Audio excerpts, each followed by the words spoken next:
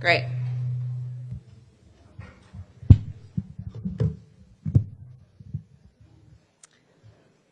Okay, hi everyone. My name is Sochi Hinojosa, Director of Public Affairs at DOJ. We will get started in about 2 minutes, so this is your 2-minute warning. The Attorney General, Merrick Garland, will come out and deliver remarks, followed by Associate Attorney General Director Hugh Clemens, and then we will take questions.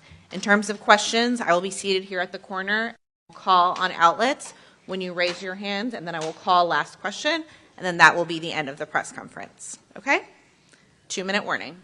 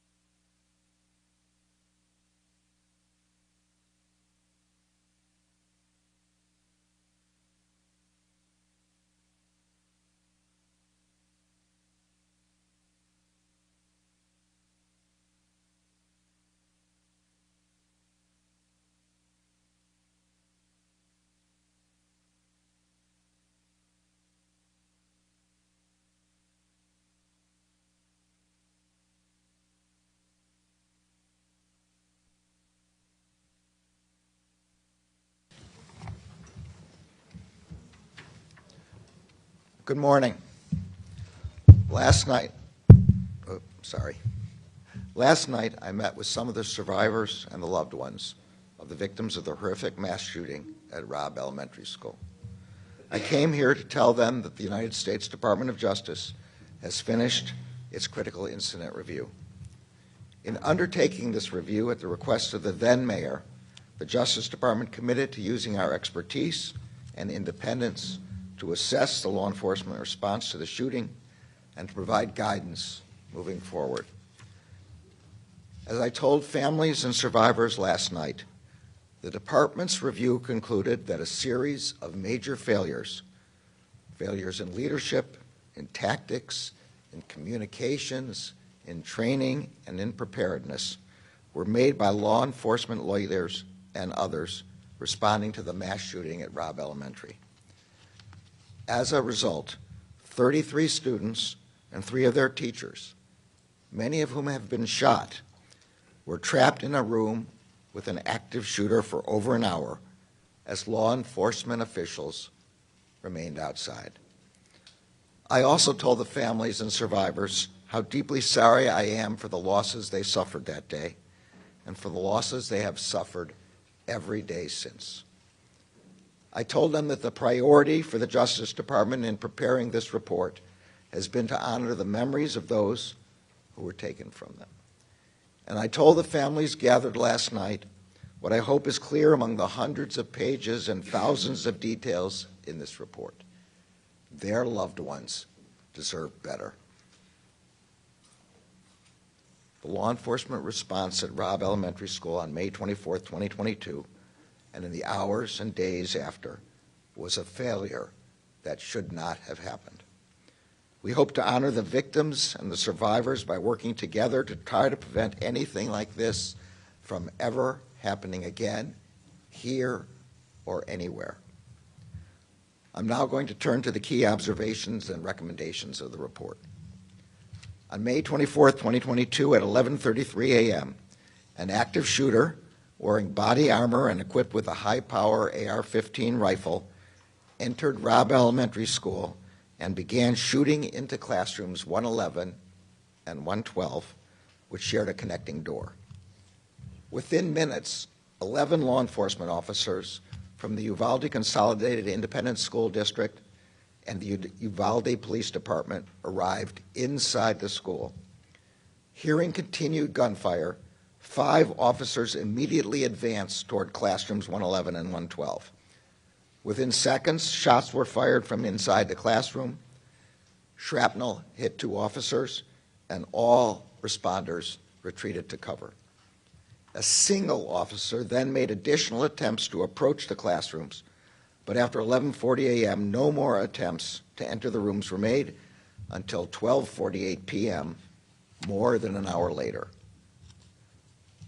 As a consequence of failed leadership, training, and policies, injured and scared students and teachers remained trapped with the subject in the classrooms, waiting to be rescued.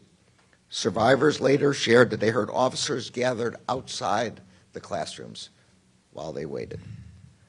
The victims trapped in classroom 111 and 112 were waiting to be rescued at 11:44 a.m., approximately 10 minutes after officers first arrived, when the subject fired another shot inside the classrooms. They were still waiting at 11:56 a.m., when an officer on the scene told law enforcement leaders that his wife, a teacher, was inside room 111 and 112 and had been shot. They were still waiting as broadcasts went out on officer radios that a student trapped inside rooms 111 and had called 911 at 12:10 p.m. to say that that the student was in a room full of victims. That student stayed on the phone with 911 for 16 minutes. The victims were still waiting to be rescued when the subject fired 4 more shots inside the classrooms at 12:21 p.m., 49 minutes after officers arrived on the scene. And they were still waiting for another 27 minutes after that until finally officers entered the classroom and killed the subject. As the victims were trapped and waiting for help, many of their families were waiting outside the school, growing increasingly concerned about why law enforcement had not taken action to rescue their loved ones. Law enforcement officers from different agencies who had self-deployed to the scene in overwhelming numbers were themselves waiting for leadership decisions about how to proceed. Many officers reported that they did not know who, if anyone, was in charge, what they should do, or the status of the incident. Some officers were confused about why there was no attempt to confront the active shooter and rescue the children. Some officers believed the subject had already been killed, or that law enforcement was in the room with the shooter. 75 minutes after the first officers arrived on scene, officers finally entered room 111. The subject engaged the entry team with gunfire, and the officers responded with fire. 77 minutes after the first officers arrived on the scene, and after 45 rounds had been fired by the active shooter, the shooter was killed. The massacre at Robb Elementary shattered families throughout this community and devastated our country. 19 children and 2 teachers were killed, and untold numbers of students, teachers, and law enforcement officers were injured. The law enforcement response to the mass shooting at Robb Elementary was a failure. As the threat posed to our country by mass shootings has grown and evolved over the past several decades, law enforcement's response tactics have also changed. The massacre at Columbine High School 25 years ago, and the 47 minutes it took for law enforcement to enter that high school, marked a major shift in how law enforcement leaders think about responding to mass shootings. It is now widely understood by law enforcement agencies across the country that in active shooter incidents, time is not on the side of law enforcement. Every second counts. And the priority of law enforcement must be to immediately enter the room and stop the shooter with whatever weapons and tools officers have with them. That is the approach responding officers first employed when they arrived at Robb Elementary School. But within minutes of arriving inside the school, officials on scene transitioned from treating the scene as an active shooter situation to treating the shooter as a barricaded subject. This was the most significant failure. That failure meant that law enforcement officials prioritized a protracted evacuation of students and teachers in other classrooms instead of immediately rescuing the victims trapped with the active shooter. It meant that officials spent time trying to negotiate with the subject instead of entering the room and confronting him. It meant that officials asked for and waited for additional responders and equipment instead of following generally accepted active shooter practice and moving toward the shooter with the resources they had. It meant waiting for a set of keys to open the classroom door, which the report concludes was likely unlocked anyway. And it meant that the victims remained trapped with the shooter for more than an hour after the first officers arrived on scene. There were also other failures in leadership, command, and coordination. None of the law enforcement leaders at the scene established an incident command structure to provide timely direction, control, and coordination among the enormous number of responders who arrived on scene. This lack of a command structure, exacerbated by communication difficulties, contributed to confusion among responders about who was in charge and how they could help. These failures may also have been influenced by policy and training deficiencies at responding law enforcement agencies. Some lacked any active shooter training at all. Some had inappropriate training. Some lacked critical incident response training. And the vast majority had never trained together with different agencies. As Associate Attorney General Vanita Gupta will discuss in further detail, the chaos and confusion that defined the law enforcement response while the shooter remained a threat also defined the aftermath of the shooting. For example, surviving victims, some with bullet wounds and other injuries, were put on buses without being brought to the attention of medics. Some families were told that their family members had survived when they had not. And victims, families, and community members struggled to receive timely and accurate information about what had occurred at Robb Elementary. The Justice Department's objective in preparing this report was threefold. First, to honor the victims, the survivors, and their loved ones. Second, to provide a clear and independent accounting of the law enforcement response to the horrific attack that devastated this community. And third, to provide law enforcement agencies and communities across the country with analysis and recommendations about how what happened at Uvalde should inform efforts to prepare themselves for and respond to mass shootings. Policing is a noble profession. It is also a hard one. It requires training and constant education about evolving threats.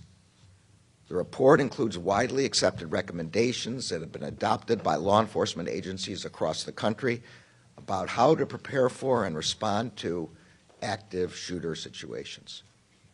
Before an active shooter incident occurs, law enforcement agencies have a responsibility to ensure that their leaders and all their officers are trained to focus on rapid response, trained that the first officers on the scene must focus on eliminating the threat and protecting the victims most in danger. Law enforcement officers responding to an active shooter must be prepared to take charge, to establish a unified command, and to facilitate communications, operational coordination, and allocation and delivery of resources. They must continually assess and adjust as the incident evolves. And in the aftermath of a mass shooting, law enforcement and government agencies must provide the public with a sense of trust and confidence by communicating openly, clearly, and compassionately during a time in which many are learning the most devastating news that any human being can receive.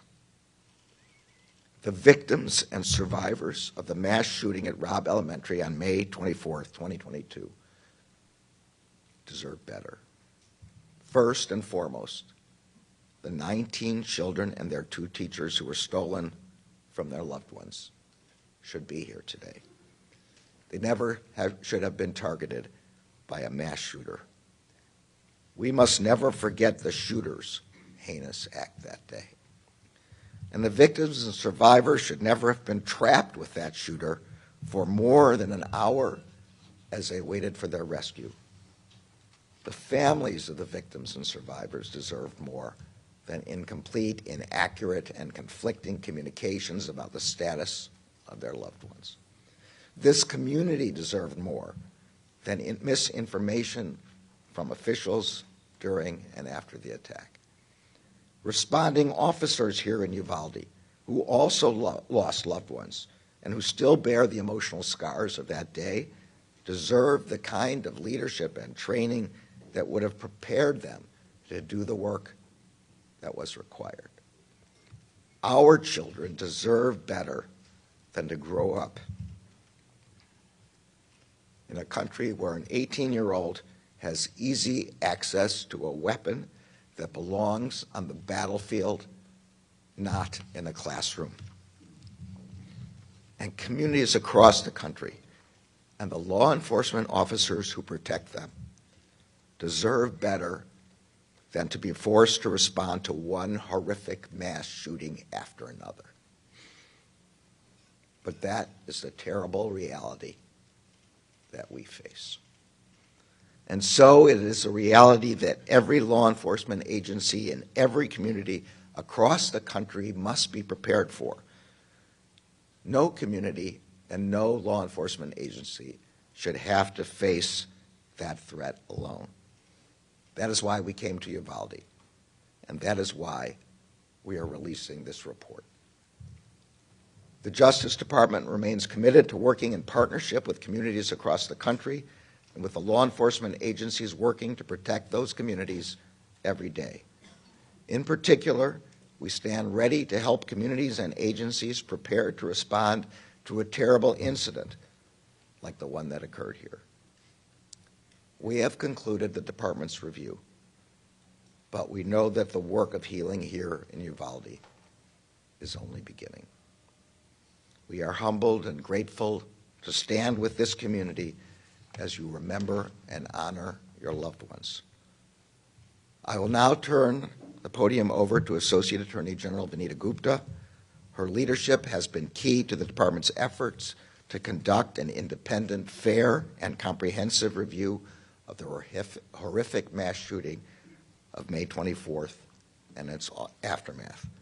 I am also grateful to the entire Critical Incident Review Team and to the department's COPS office under the leadership of Hugh Clements for their tireless work. Vanita.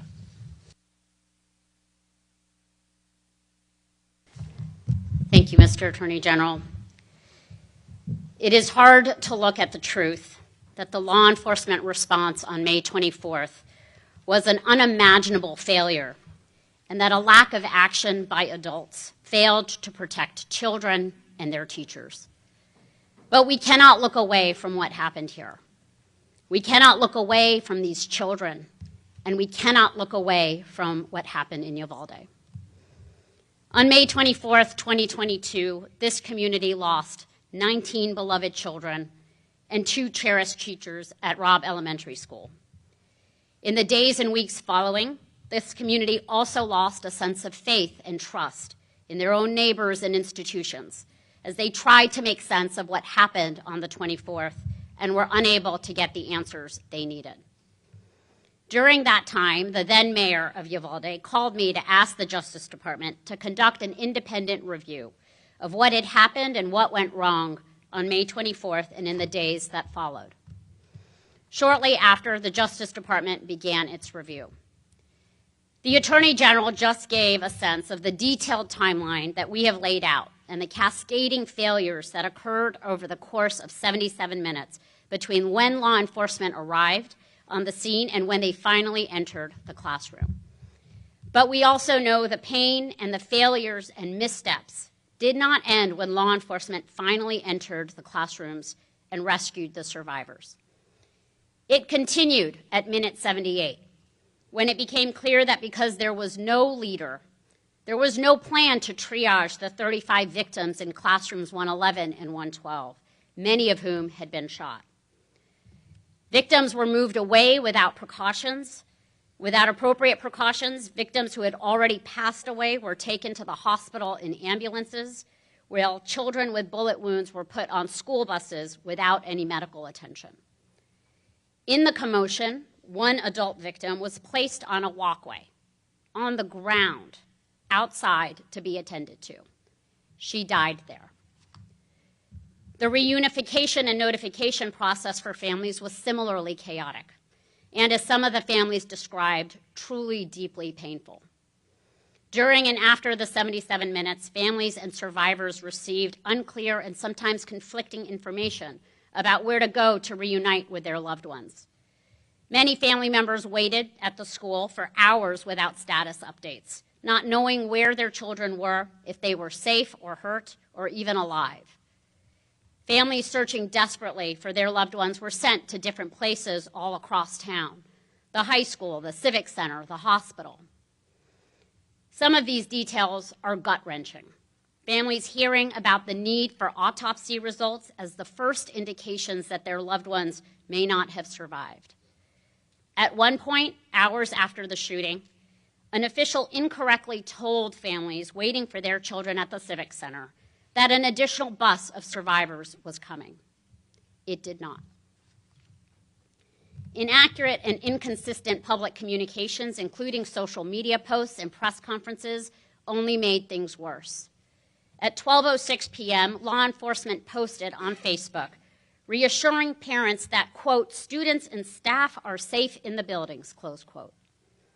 That false reassurance was never corrected.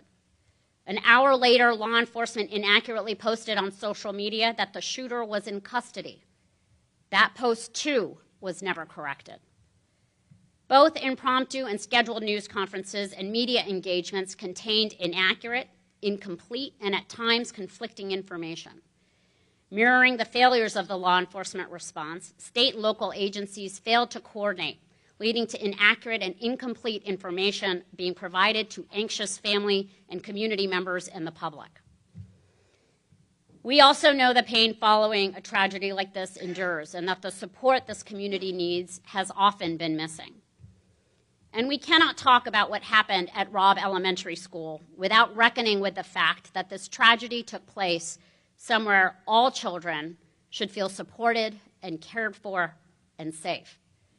Our report documents missteps in school safety preparation that contributed to this tragedy, including that the campus safety plan was effectively a template and included security measures that were not even available at Robb. That there was a culture of complacency around locked door policies with interior and exterior doors routinely left unlocked, and that confusion over where to find a master key to unlock classroom doors contributed to the significant delay in entering classrooms 111 and 112. As I made clear last April when I came to Uvalde to meet with families, and as we reiterated to families last night, this report not only looked backwards, but also identifies lessons learned and recommendations for other communities to prevent something like this from happening again. No law enforcement agency or community can assume that what happened here or in Newtown or in Parkland or in Columbine can't happen in their community. That is our reality. This report offers 273 recommendations for law enforcement agencies and other officials in every community. That includes a series of recommendations for law enforcement and government agencies preparing for and responding to mass shooting incidents and active shooter incidents as they occur. In the immediate aftermath of an active shooter incident, law enforcement leaders must continue to provide guidance and direction to all first responders, including triage planning to ensure that emergency personnel can access victims as soon as possible. Law enforcement and government officials must provide proactive, timely, and accurate information, notifications, and give community members as much information as appropriate at any given time to help avoid or mitigate rumors, uncertainty, and unnecessary worry. If an organization shares incorrect information with the public, it should be open about it and correct that mistake. In the days, weeks, and years after a devastating attack, survivors, the family members of victims, community members, law enforcement, and other first responders, and their families should continue to be offered both immediate and ongoing trauma support. The Justice Department remains committed to the Uvalde community. Federal Victims of Crime Act formula funds are being used to support victim services in Uvalde, and our Office for Victims of Crime is working with the state of Texas and the Uvalde community to complete the application for supplemental Justice Department funding that is going to enable continuing services for victims, survivors, and their families. And through our COPS office, the department has also awarded the local school district substantial funding over the past 2 years through our school violence prevention program to help this community continue to improve school safety and security. Before we started this review, we consulted with the International Association of Chiefs of Police to build out a team of experts, including several law enforcement leaders who have ably led their communities through mass violence events. I am grateful to those leaders who lent their expertise to us and to our COPS office team for their immense dedication and commitment. Together, the review team's work included reviewing more than 14,000 pieces of data and documentation, including policies and procedures, training logs, body camera and closed-circuit television footage, photographs, and more. They made 9 visits to Uvalde for a total of 54 days in this community. They conducted more than 260 interviews of individuals from more than 30 organizations and agencies, including responding law enforcement and survivors, family members, victim services providers, and school and hospital staff. They traveled throughout the country to review generally accepted practices and contemporary active shooter training courses. Other organizations and news outlets have documented parts of what happened on this horrific day. But all of this work has led to a Justice Department report that is both the most detailed and broadest in scope, looking beyond the immediate incident to include the communications, victim services, and school safety aspects of this tragedy, as well as the post-incident response and investigation and pre-incident planning and preparation. The public demands a lot from law enforcement, and we often take their service for granted. Every day, police officers run towards danger to keep people safe. In Uvalde on May 24th, 2022, that did not happen until far too late. Uvalde is a community that is healing, and getting clear on the facts is part of healing.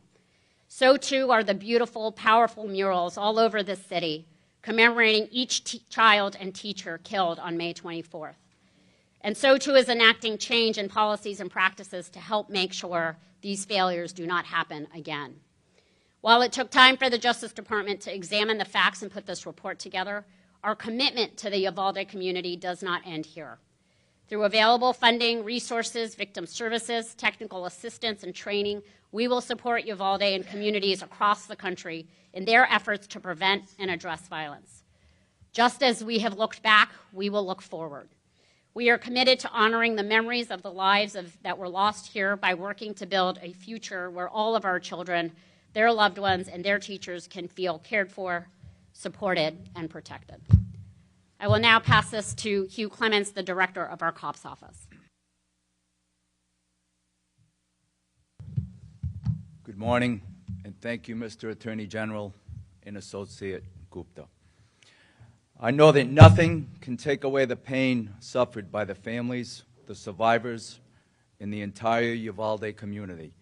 But I do know that the team at the COPS office has been driven to provide an authoritative accounting of everything that transpired at Robb Elementary on May 24th, as well as the events leading up to it and an examination of what happened afterward.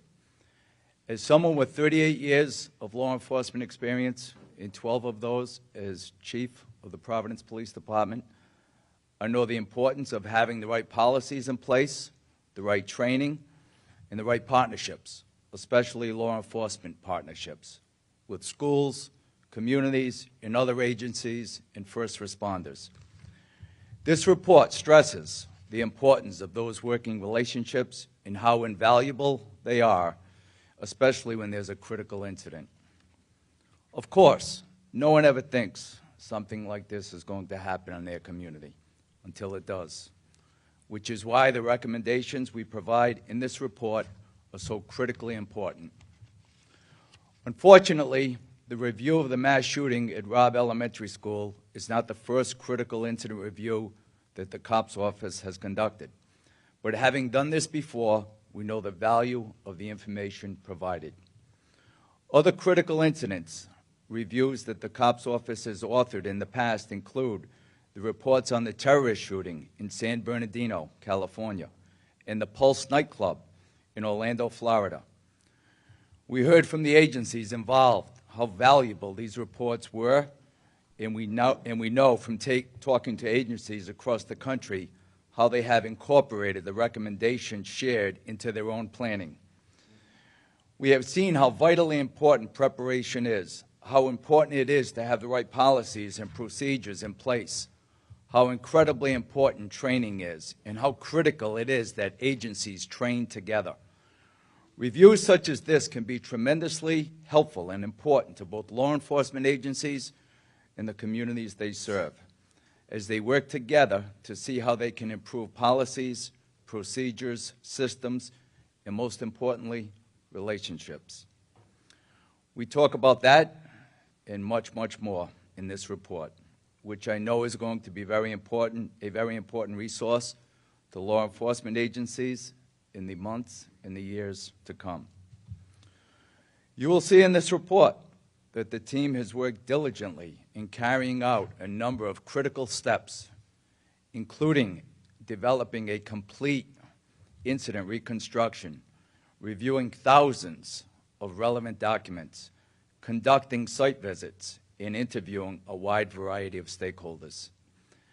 As I said, we know that nothing can take away the pain that this community has endured. But we were dedicated to providing this community with a transparent, independent, and thorough review of what happened. And I believe that this report has done just that. Thank you.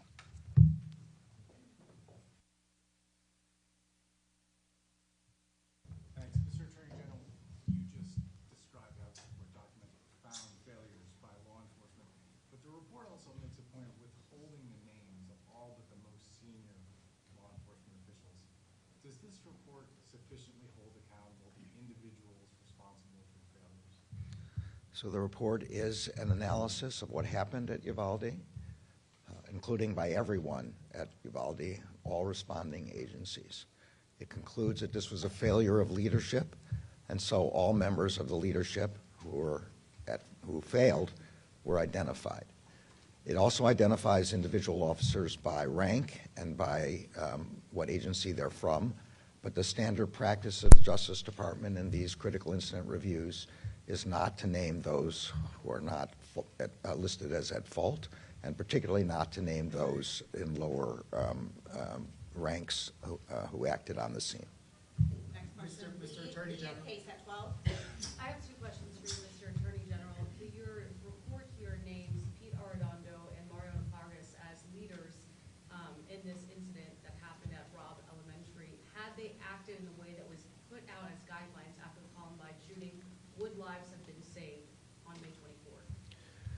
I think the report concludes that had the law enforcement agencies followed generally accepted practices in an active shooter situation and gone right after the shooter to stop him, lives would have been saved and people would have survived. second question for you, sir. Based on this report, we know at this point no criminal charges have been filed against anyone who responded that day. Based on what you all found in this report, should the Uvalde County District Attorney file any criminal charges for the law enforcement officers who responded that day? Well, I'm going to leave that question for the DA. Just to explain for everyone, the Justice Department only has criminal jurisdiction where federal crime has occurred. The shooter here is dead, and there's no federal criminal jurisdiction. What we've done is responded to the mayor's request, then mayor's request, for a critical incident response examination to determine the manner in which the agencies responded and to provide recommendations for the future, and that's what we've done. Next question, Tribune. Texas Tribune.